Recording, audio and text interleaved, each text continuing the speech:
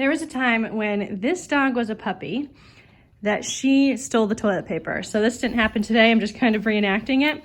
But she came running out from the hall bathroom, holding on to the toilet paper, and it was completely unraveled from this hall bathroom. So she had never done this before, so I didn't anticipate it to happen.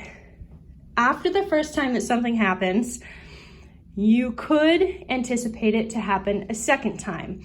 I, however, didn't anticipate it to happen a second time. So even though I cleaned up all of the toilet paper and put a new roll on the toilet paper holder, I think it was later that day or the next day that she did it again.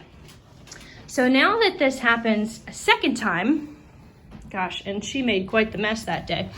But after this happened the second time, now I have to assume that this is potentially new pattern behavior, and I need to implement some management to prevent this from happening for a third time. And what I typically say is if a mistake happens a third time, then it is the fault of the owner, not a mistake of the dog. So I had to brainstorm, how am I going to prevent this from happening a third time? One of the things I thought of was I could close the bathroom door when I leave, but that just wasn't my habit. Normally when you leave the bathroom, you leave the door open. So I found that wasn't as easy to remember. Another option could be to close this hallway door to the living room, but still I kept, moving through from the hallway and forgetting to close this hallway door. Option 3 could have been to put a baby gate at this doorway just so it kind of drew my attention when I came through, like, hey, make sure that the baby gate's closed, because it wasn't our habit to always close this living room door.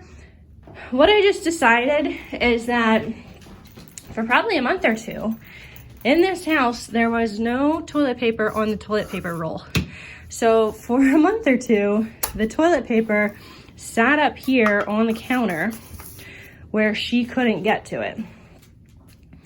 So I needed to implement some management in the meantime while I did other training with the dog, and she was a puppy at that time, to prevent her from stealing the toilet paper and wasting toilet paper. So to wrap this up, if a dog makes a mistake for a third time, it's no longer a mistake on behalf of the dog. It becomes a mistake on behalf of the owner.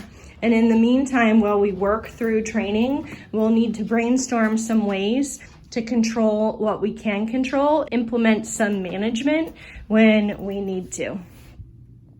All right, guys, that is all for now. Have a good day. Bye.